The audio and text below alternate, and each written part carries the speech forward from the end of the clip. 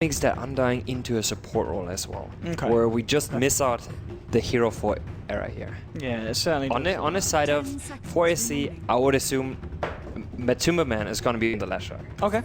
It's just his hero, and then you have the support Shadow Demon. I think Valix played that most likely. I'm not sure. Then you have a Lion as well, and now a Bloodseeker. The only person that played the Bloodseeker so far on the side of 4SC was Matumba Man, and it was not successful. I mean, the Bloodseeker is a very strange, but we do see it has been picked up a few times in the qualifiers. Why do you feel that they picked it up this game? I mean, what's the kind of opening you want to look to put a Bloodseeker into? To me, Bloodseeker is always one of those heroes. You want to combine him with a hero such as Zeus. I still think Zeus is probably the strongest hero that harasses a mid hero, so he gains a lot of passive stacks, where he gains a lot of movement speed and attack damage. Whereas you can buff the Zeus as well, and you gain a crazy chunk of extra damage. Yeah, absolutely. On the Zeus. So it's a great tool that way as well. So you can use it aggressive just for the Bloodseeker, where he gains a bit of damage and movement speed, but also just you buff another hero. And that's right Era's now, hero, isn't it? That is indeed Era's hero here. But right now, I just feel like it's alright. If the Lashrak would go in the mid lane, then Bloodseeker can gain a lot. Just because Lashrak is just one of those heroes that will spam the chain lightning. And Bloodseeker can gain those charges. You keep a mid hero semi-low, and then his passive, the Thirst, is going to just give him that extra damage and movement speed. It can work wonders, but is it going to happen that way? We are yet to see. And I wouldn't... I'm just like a bit skeptical right now because it hasn't worked out for them, and we just have to see what happens in this game, really. Okay, and now with the final pick here from the side of 4 Anchors and Sea Captain, let's look to see what they close off this draft with.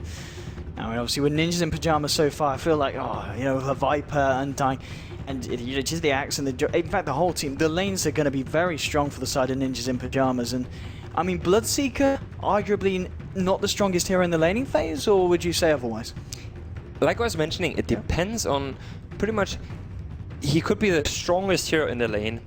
If you know, let's say 3 out of the 5 heroes are going to drop really low in HP on their opponent team. So it's a combination of how the other lanes do and how good the one-on-one is. If the one-on-one is a melee against melee, Bloodseeker is pretty okay in most cases.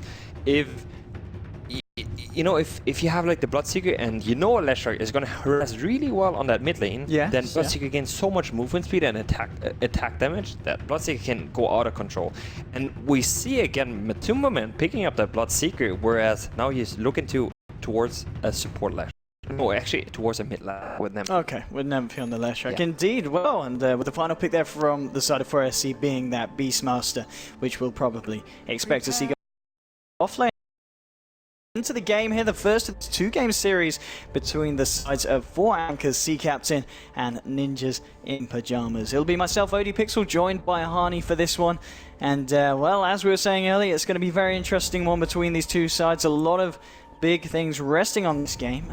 We'll explain more of that later after we've seen the result from Game 1, as that will give us a bit of a clearer look into the possibilities as we will enter the second game later. But for the time being, let's get ourselves in and let's get ourselves acquainted with both of the lineups. On the side of NiP, it's going to be Jonas and Fan on that solo lane Axe. It will be Hansken on the Undying, Limp on his Viper, Seal Kid on the Disruptor, and finally Era on the Juggernaut. They've all come a bit onto the top lane just to see if they can catch anyone out. It was just the Beastmaster Trixie who headed out to get some wards out. And well, Hani, who are we seeing from the side of 4 Anchors, and what are they picking up this game? On the side of 4SC, on the off lane, we're going to have Trixie on that Beastmaster. On the mid lane, we're going to have a Lashrak played by Nemphy. Then on the supports, we're going to have Boogie on that Shadow Demon, as well as Valix on that Lion support. And we're going to have Matumba Man again on that Bloodseeker. Hopefully, it's going to be a better Bloodseeker performance this game. I mean, I was going to say, did you actually catch that game in the sense, did you see what went wrong with the Bloodseeker pick? So, I guess the number one thing that happened entirely wrong with the game is that I would say that Alliance, on the side of Alliance, Loader jumped into a Roche pit where he gets a crush kill on a Roshan, he picks up the Aegis, and they lose a 5-on-5. Generally, you can't blame one hero for that, just because if that happens, you most likely tend to lose that game. And I would not blame it to that one hero, but I felt like Bloodseeker did not find his drive in that game. He didn't really have too much of a meaning in terms of that made that hero really that valuable. Okay, now we're going to see the lanes kind of settle out here for both sides. It's going to be this tri-lane versus tri-lane here on the bottom lane between the two teams. Leaving, of course, that Leshrac versus Viper in the mid, and the top lane, the Axe versus Beastmaster. I mean, looking at the lanes across the map, who do you feel is coming off with the kind of the stronger laning phase? I was actually looking at it, and at first I wanted to say that 4SC has a pretty good edge in terms of if it was not a contest, and I actually did not expect NiP to contest here. If they would not have contested, you would have an Axe sitting on the off lane against a potential solo Bloodseeker, as well as having that dual roam with the Shadow Demon plus Lion. And I was like, oh, I'm pretty confident in, you know, on the side of 4AC, because they make use of getting the Viper in the middle lane very low, whereas Bloodseeker with Thirst, so far he hasn't skilled it. He gets that movement speed and attack damage, which would have resulted in him potentially even solo killing an Axe. Now that you contest, Jung is a really tough hero when you face him.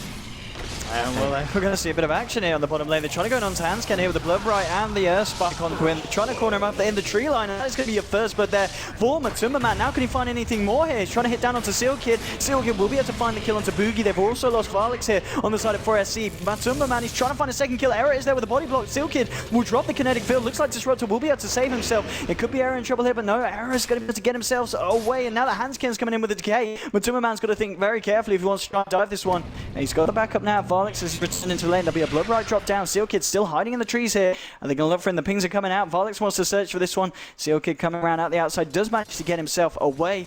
And the engagement does end there. 2-1 favoring the side of NiP. The side of 4SC, they did get that first blood onto the Bloodseeker. But all in all, I mean, what does that trade mean for this lane, Hani? Overall, since you got the first blood inside of 4SC, I think it's an okay trade. Sure, you lose 2 supports, which means that essentially a bit more experience here for the side of NiP, but I do not think it's the biggest giveaway. Oh, look at this as well in the mid lane. Boogie's come in for the rotation here with a setup disruption onto Limp, and the follow-up. Eshrac's done with a split Earth.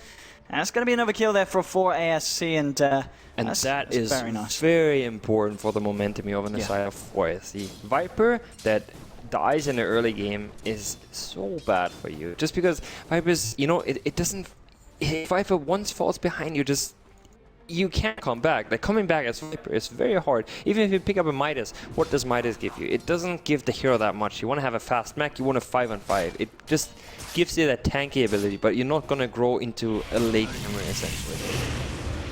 We're going to see on the bottom lane, kinetic field is going to get dropped down. There's the tombstone as well to be a defensive disruption. It's only holding him in place for the enemies to build up, and now Matumbaman in a lot of trouble. There'll be a glimpse as well, bringing back. Error's getting low as well. Does fall as a 1-for-1 trade. Bloodseeker was the first to fall, and now with the Hex onto Sealkid, they're trying to see if they can find more here. But the kinetic field's going to get dropped. Sealkid's going to be able to get himself away. Now it's Boogie here on the Shadow Demon, who's stuck up there. Poison does connect onto the Disruptor. Shadow Demon pays with his life. Ends up being a 2-for-2 here between these two sides again. And let's have a look at the fight recap there.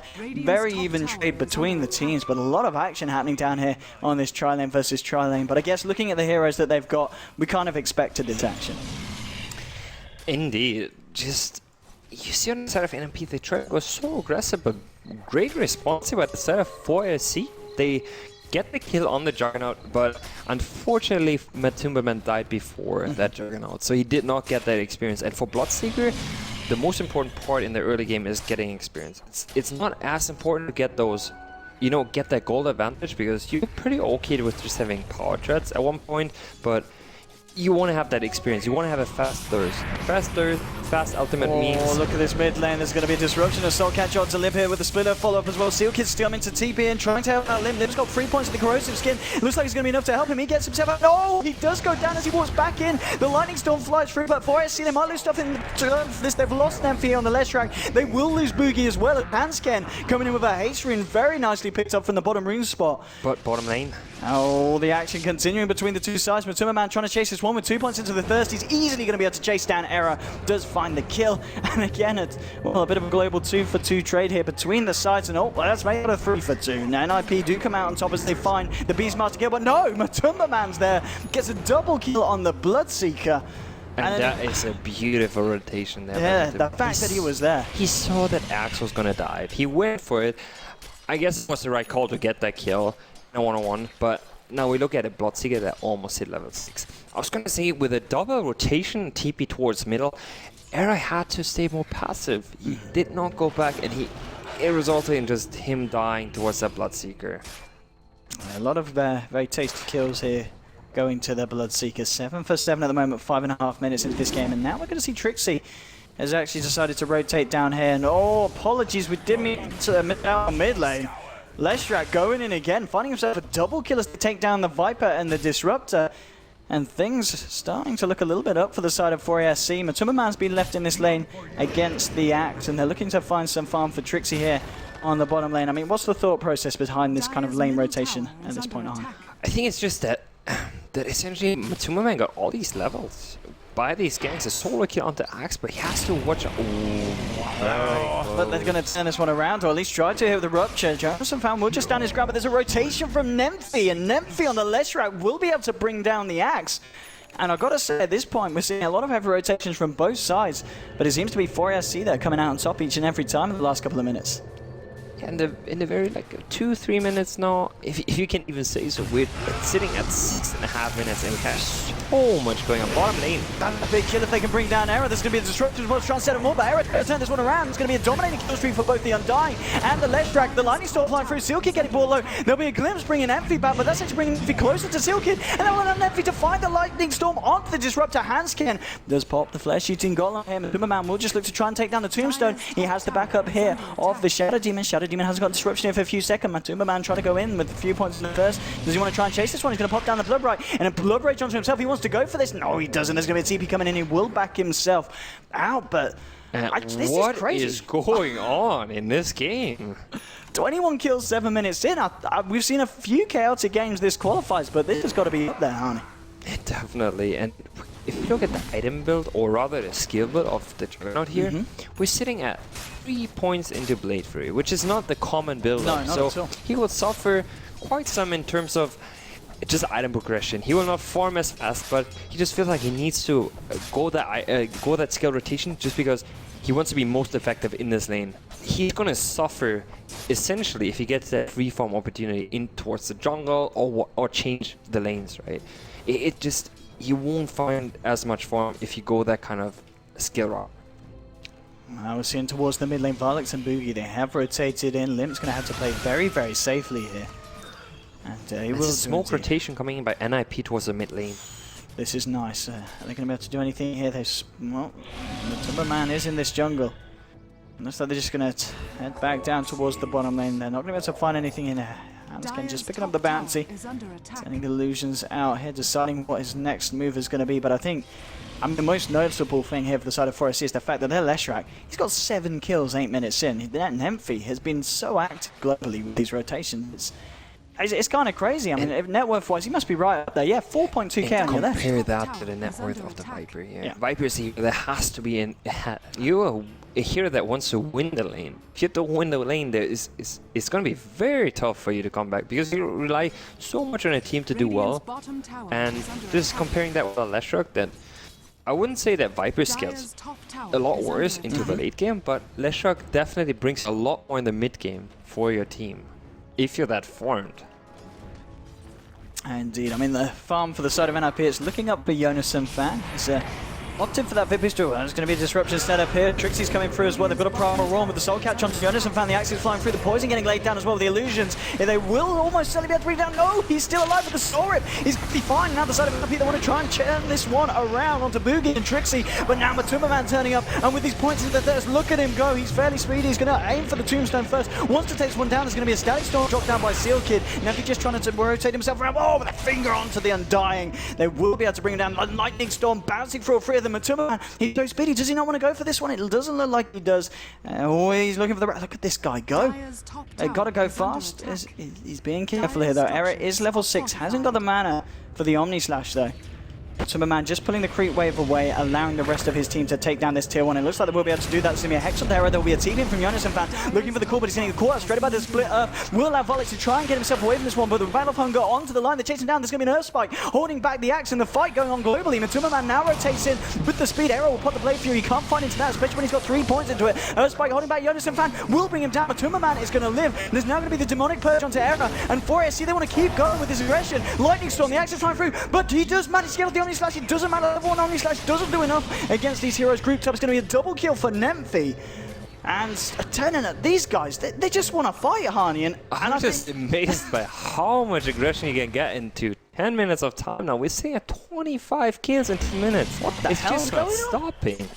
I mean, 15 to 10, I guess it is favoring the side of 4SC, and arguably, when you've got the fights happening this thick and fast, it's a good game to have a Bloodseeker in it. And we gotta say that Eric just used his Omnislash. Usually, you want to use the Omnislash even if you're in a situation where you're behind, you just want to get that one pick off, and he just used it, and he still died. The chance of him getting a kill there, I felt like it was a misplay, just because there was hardly a chance, unless you get 3 bouncer onto one person, you get that pick off. But there was no hero that was that low where you get that chance of getting the kill before you die, where essentially it makes that Omni Knight, the Omnislash worthwhile using, and it definitely did not pay out here.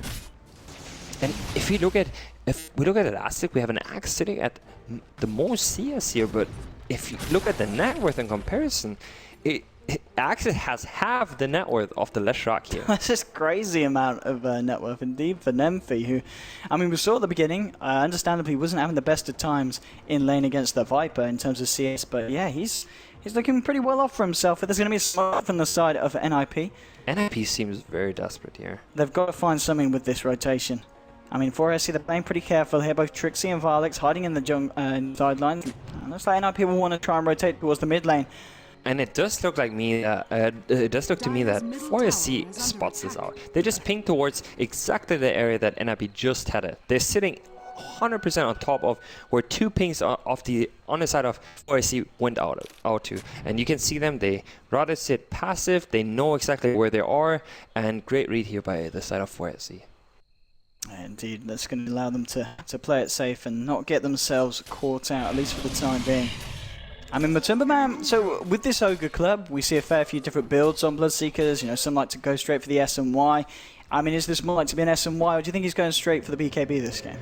I wouldn't say BKB is too bad, but at the same time, I can't go both directions. It really comes down to the player. If he feels more comfortable getting that BKB usually is an item that if you fight, then it's going to be the better item. If you forms that want to pick off, it's not that great. Oh, bottom lane straight away with the Roar, the Earth Spike, the Finger, everything onto Era. They bring him down. Now they look for Hansken as well. He did manage to drop down the Tombstone. Limp front down the Volume Strike on NiP, but NiP still has the Lightning Storm out. There'll be a TP out on the side of 4SC as the Beastmaster gets himself out of this one. 4SC, they managed to take down the Tombstone. Now with the Blood Right laid down onto Limp. Matumbaman trying to go to work, and look at this damage that he's doing. There's going to be a Static Storm laid down. Will Brin, no, he gets the life steal there. He will still fall. Here's the 2-for-1 trade so far between the sides. Now Jonathan Fan coming in here with the call onto Boogie. They'll be able to dunk him. It's a 2-for-2. And now with a glimpse onto NiP, looks like NiP will be able to find themselves a little bit more here as NiP, he's out of mana and potentially out of luck as well as the call comes through from Jonas and Fan holding the Leshrac in place. He's looking for the dunk. There's your dunk. Jonas and Fan with a double kill.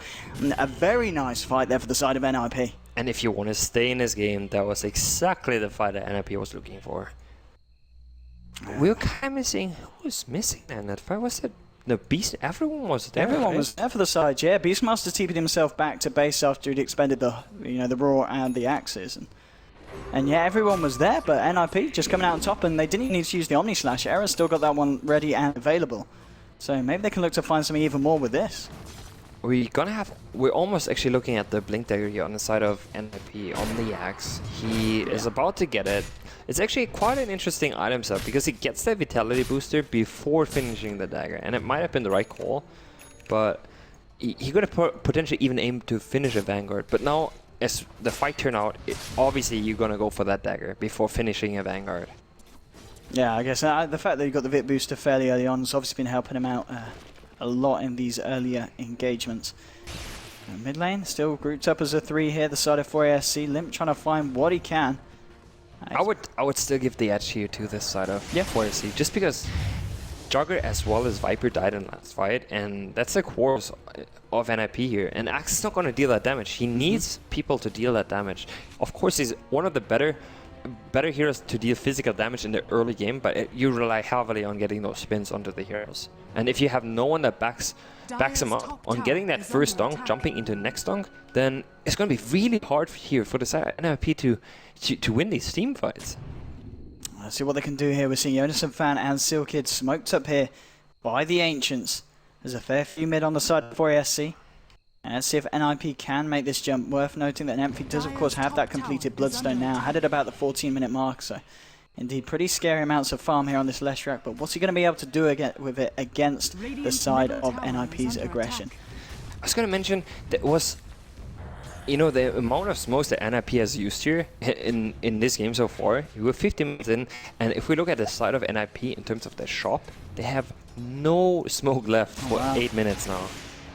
Oh yeah, geez, indeed. I think you're was it for 4SC? 4SC. Yeah, I see 7.5 minutes now on the next smoke. So this is their last one here. It's gonna hurt. They haven't managed to get anything out of it. So you're rather in a position now where you play very passive. You have to wait, and you know, like you have to you see what happens in the game. It's going to be very tough to bypass wards unless you de-ward very well. Then smoke doesn't matter too much. But on the side of 4SC, you have these wards already. We have a ward in the jungle as well as have a ward. We pretty much have 2 wards in one ward in each jungle, and we get quite some information out of it. 4SC now sees 2. You see Jonathan Fan tipping bottom as well as that disruptor, so they see what's going to happen. Oh, Hans says that he got quite straight in, able to bring down the Undying before he can get out the Tombstone. And this is going to be great for SC. Want to try and continue this fight. Certainly they do. Matumbaman going straight in, looking for the kill on Steelkeeper now. Then with the Viper Strike onto the Bloodseeker, holding him back. There's been a Ruptron's error. Trying to stand this one still. He will be able to blade through himself away from Varlex as he gets the Hex out onto Lim. Varlex is going to be able to keep himself alive here on this line. Jonas and Fanny's looking for the blink, will in fact just blink back. Looks like they don't want to continue this fight here. But very nice for the side of 4SC, managing to take that tower and take down the Undying as well, and they lose nothing here. It's a great team decision. They go for that tower push, they get a pick off. Now they decide to go back, they continue farming, and it's just for... And I mean, 4SC is going to go ahead in this kind of engagement. NiP just responded. They didn't get anything out of it, but it's going to be very hard for NiP here to make a play. They want to be the active ones, but they wasted all their smokes now. They have no smoke left, so you end up in a situation where you just have to respond. It's going to be very difficult. And let's see if the side of NiP wish to do that. So there's a bit of pressure coming down here in the mid lane. Limp's there ready and waiting. We're seeing a wraparound being looked for by Hansken and Sealkid. The Forest playing themselves pretty damn carefully. Bottom lane error, just looking to put some pressure onto this tier 1. He's got Jonas and Fan in the sidelines, ready to counter anything the side of 4SC want to do in response. They're not going to come down here. There's going to be a TP that did come through. It's going to be cancelled though. And in fact, there's just going to be a Ruptron to Jonas and Fan, but Jonas and Fan will simply TP himself out of this one and out of harm's way. He's going to be okay. And I mean, yeah, the Jonas and Fan axe, we've seen it a lot of times. It is pretty scary, and he's doing pretty well this game. Didn't have the greatest start earlier on, 3 deaths, but now he's managed to come back 18 minutes in, has Blink Dagger and the Vanguard completed. Ooh, Trixie here on the top lane. Will throw down the roll onto Sealkid, and now he's just sort of trying to get himself out of here. He doesn't look like he will be able to as the glimpse comes through. He gets dunked by Jonas and Fan. There's more money in the pocket of this axe, and 18 to 14 at the moment between these sides. It's pretty tense, Arnie. Yeah, he was a bit greedy there. I think he had a chance to move past into the forest line, so the Disruptor does not get his first, like he does not get that Thunder Strike onto him.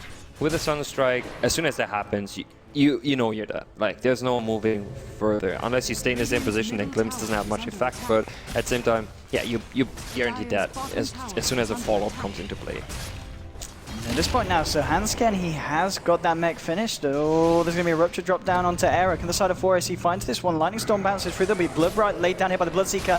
And, oh, in fact, hang on. Jonas and Fan's gone straight in here with a call onto Boogie. Does get hexed up, but the spin's still coming through, bringing the Shadow Demon low. He's looking for that dunk. Will he be able to find that dunk? He really wants to get it. It looks like he's going to have to give up and just turn around here with a call onto Matumbaman. At the same time, Hansken's coming in to help him out with the Soul Rip. The Tombstone comes out. It doesn't matter. They do lose the axe. Boogie's trying to take down the Tombstone, and the Tombstone will drop. There'll be Kinetic Build dropped. It's going to allow Hansken to try it away, but Matumbaman with the BKB looking to chase down the Undying. Hansken looking to TP out, but the Roar will be there to cancel. It's going to be a double kill for the Bloodseeker. NiP losing 3 heroes off the back of that fight. And as we can see from the fight recap, Leshrac did die, but of course with the Bloodstone came back very shortly. I managed to get the Bloodstone suicide off there as well. Did. Yeah. It's very unfortunate on the side of NiP here.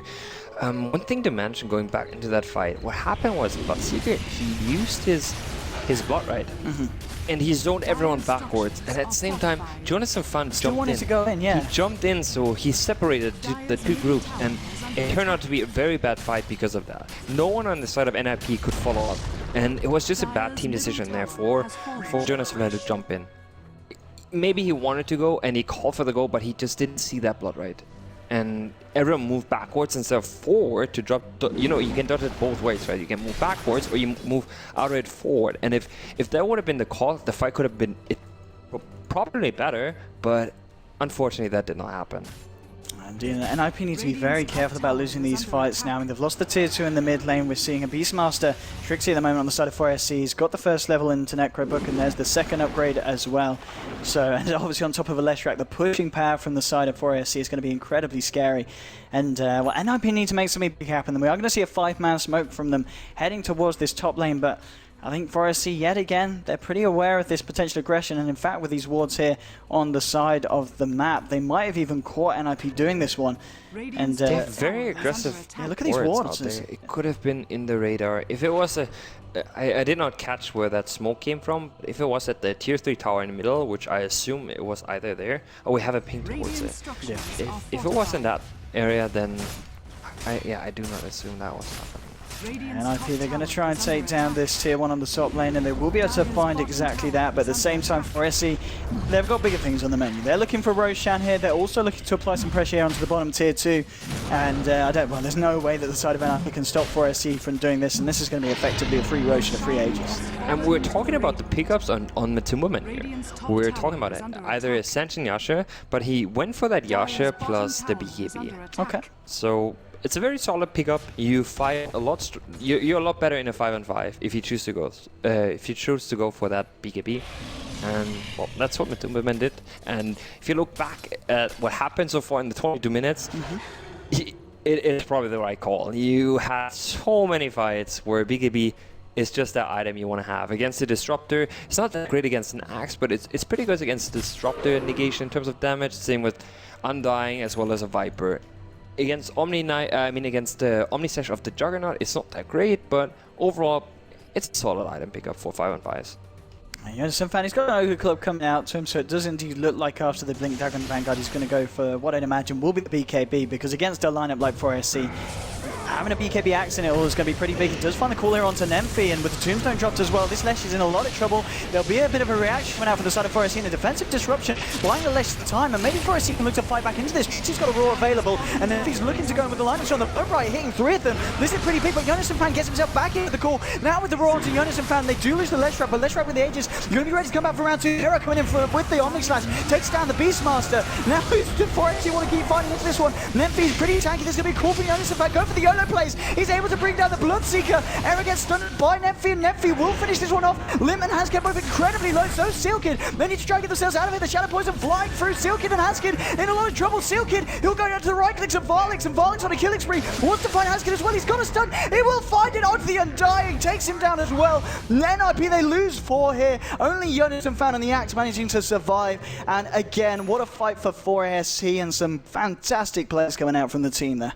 And to me, the MVP of that fight was just the Shadow Demon. Yeah. Those disrupts just at the beginning as well. Key to these team fights. He gets a disrupt off, and if you look at his skill build, you see 3 levels into disrupt, and I like it a lot because it drops the cooldown of the disrupt from 25 seconds to 16 seconds, and right now it's sitting at 19 seconds, and it was key for him to not die there in that fight. If Leshrac had if it was a disrupt level 2 instead of 3, he would have died because he would not have gotten an extra disrupt off. It was a big fight there for 4SC, certainly building on their advantage against NiP at this point. And Lesh now sitting on 10 Bloodstone charges, has a completed BKB as well into this game, 24 minutes in, and Bloodseeker is able to find a bit from that fight as well. And I mean, Lion, obviously with the Blink Dagger, helped him with the plays there, has a Ghost Scepter now as well. What's he got coming out? He's decided to pick himself up a gem as well. So I mean, we've already seen some very nice and aggressive warning coming out from the side of 4SC now. They'll also be able to keep tabs on what exactly is coming out from the side of NiP. And I mean, we're seeing NiP group up a lot, but they just seem to yet be able to find a team fight where they come out on top, which is kind of surprising when you look at their line. There's arguably on paper very strong in 5-on-5 engagements. There are indeed. It's just 4SC is just playing better in these 5-on-5s. Yeah, I mean, look at this with the Blood Rider's going to catch out Hansken as well. The Undying, he's got to run. He pops the Mecha. They do have the healing ward out. And, well, Limp's trying to go in onto Boogie, looking for a Viper strike. There will be a glimpse back onto Trixie. Trixie will try and TP himself out of this one. Won't be able to make it because Jonas and Fan is there with the call. They have taken down the Beastmaster. Can they look for anything more here? Era has got an Omni Slash. He's thinking about using this one, but no. Varlix is a little bit too far away. Doesn't want to dive that deep, Era. A nice little cheeky pick off there for the side of NiP, bringing down the Beastmaster there in the mid lane. The story of the game so far, though, is the struggle for NiP here is that their 2 carries are still quite uninformed. Of course, it's not as important with the Bloodseeker. You know, just the net worth doesn't tell the story. It really doesn't. You can be like 15k ahead, and it's still gonna be very hard for you as a Bloodseeker to do too much action. It's a great hero, don't get me wrong, but it's just you still depend a lot on how your team is doing. And on the side of NiP here, let's say you have a Jugger that has a lot more form, where the Leshrac now sits at 12k net worth, and you just have a Jugger sitting at 6k. If you would, you know, you have a Jugger on top of that, then these teamfights could be potentially very easy for the side of NiP, but it's just not that case. It isn't indeed. I mean, on the plus side for NiP, they do still have this Axe who's very, very richer in comparison to the rest of the team. He's closing in on that PKB now, just under 600 gold away from it. And indeed, yeah, I mean, there's the stats for his performance on Axe. I knew it was good, and well, that is good indeed. 26 wins against the 14 losses all time, and most played hero as well. I think NiP will be very happy that they got the Axe for him this game, because arguably that's one of the things in these fights that's kind of holding NiP in there, and I feel is potentially going to be their biggest saving grace. I mean, if Axe gets a big jump call in, the fights could go very differently, and NiP could easily find themselves taking them. Very true. And if we try to look at the decision making now of both teams, you can see NiP just circling. They're circling so much. They're sitting together because they almost lost all their outer towers. They have 1 tower left on the top side, and they don't see the movement at all. For Force is smoked up right now. They're trying to make something happen. Varlix is ready to try and go in. The Lightning Storm slow onto Handscamp and Nephi the finger straight up as well. The Soul Catcher, the split up. He gets blown up. Trixie will put the roar down onto Sealkin. He can't get anything out of the team fight. He's already got the Static Storm out, but it doesn't matter. There's going to be buyback from the Disrupt down the Undying. Undying gets the turn out. Matuma Man with the BKB trying to fight in onto Aero. Max being popped on the side of NiP. Sorap as well as Juggernaut. Aero will be able to live. Matuma Man has to run. He's going to get glimpsed back into this one, but NiP, they've lost the Jug. They've lost the Undying for the second time this fight. They do lose the Viper as well. It's a 3-for-1 triple kill here for Nemphy, who simply TPs out at the end of it all. And again, just 4ASC largely coming out on top of NiP, and they're not even done yet. We're going to see Shadow Poison come out, and there's going to be a disruption here from Boogie, setting this one up for Trixie, coming in with the axes. Bloodright will connect as well, and Sealkid, he'll try and run, but look at the speed on Timmerman. He's not even needed at the end of the day, because Boogie on this Shadow Demon picks up the kill, and I think you said it earlier, but Boogie's plays on this Shadow Demon have really helped the team fight potential for SC and been so disruptive, excuse the pun, against NiP, making it very hard for them to fight into the lineup. It's sort of that fight when it's, you know, when you had a Bloodseeker that commits with a Rupture onto target, it was that already. That, I think I was like, yeah, it was the Undying. He used that Rupture on Undying, and he was dead. He popped back into the fight, but before he got back into the fight, the Disruptor just died. And you know, these kind of things can happen, and what Era tried to do there, he got very low, and he tried to get a good Omni Slash target. He was looking for it, but he couldn't find it, and before then he wanted to use that, but he wanted to use that ultimate, the Omni Slash, onto the Bloodseeker. He did not get it off. Leshrac in the last second, he got that stun off. Oh, look at this. Ruptron's Era again. He will Blade Fury and continue to move himself away. There's going to be a roar onto Limp, who's caught at the front line of this fight with the Hex and the Split Earth. He gets blown up. Viper down for 50 seconds. Matumuwan will be able to remove the Tombstone. Jonas and Fan looking for the Blink Call. Isn't going to catch anyone. Spike attempted by Varlix. Won't hit onto the Axe. But for ASC, do they want to try and push this one up to the high ground? Leshrac looking incredibly tanky, incredibly fat. 16 charges on his Blood Zone at the moment. And 4SC will back up. They show a little bit of mercy against the side of NiP, but 32-19, 29.5 minutes into the game. If we have a look at the graphs, it's coming up to a huge amount in terms of both net worth and XP, favoring the side of 4 Anchors. And again, this game, the performance being pretty spectacular from the side. And I think in these qualifiers as a whole, 4 Anchors, they've been surprising a lot of people. I don't know if people thought they play as well as they have been, Hani. I did have them on my top 2 of that group. Did you? Okay. It's just I did not have them as my center top. I thought Alliance would perform, you know, like somewhat better. They haven't really performed, and I think almost everyone was assuming that Alliance out of this group is going to be for sure one of the contestants. Yeah. That is going to take one of the spots at least. where I have 4SC is going to be the very surprising factor for me. They're going to take games off top teams, and this group was stacked with really good teams. Indeed it was, and 4SC 32-19 looking to take another win under their belt. What can NiP do in response to it? That is the question. We've seen them try in the last few team fights, but it's not really been going too great for the Dire.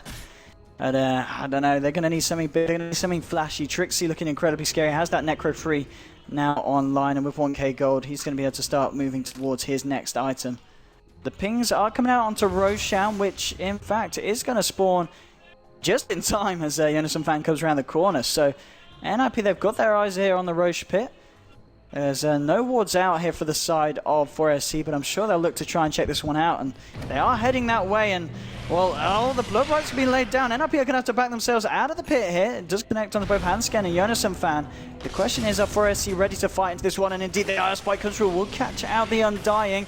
Necrobook's just being thrown in, and Matumba Man with the Blood Breeze, the split off onto Limb with the Lightning Storm going through as well. Undying, he drops the Tombstone as the high ground, but being Barley's, they're already out of the pit, they're ready to try and take that one down. Matumba Man holds the BKB, there's an Omni Slash coming from Matumba Man, bringing the Bloodseeker low, but he manages to get a bit of a life steal as he finishes off the Disruptor, getting himself away because the Raw holding back Era. There's going to be a defensive disruption from Boogie. It might actually be bad for Matumba Man as Hanskin's able to get himself in nice and close and personal. Zolcatcher will connect onto the Undying. There's going to be a buyback from the Axe. Limp goes down. No, the Sorry keeping him alive. He will still fall here on the Viper. Matumba Man, he wants to go back in. He's looking for that life steal. He will find him. Matumba Man getting a bit of heal. Era trying to CP out of this one. Doesn't manage to get himself away. Unison fan looking forward. Wants to try and find something out of this, but he doesn't find the corner to Trixie. Looks for a toggle to Boogie. The spin comes through. Brings down the Shadow Demon. It doesn't matter because NiP, they've called GG well played. 32 minutes into the game. It all went a little bit downhill after the mid-game, and I gotta say, 4SC, their play, absolutely impeccable at the end of that match. Indeed.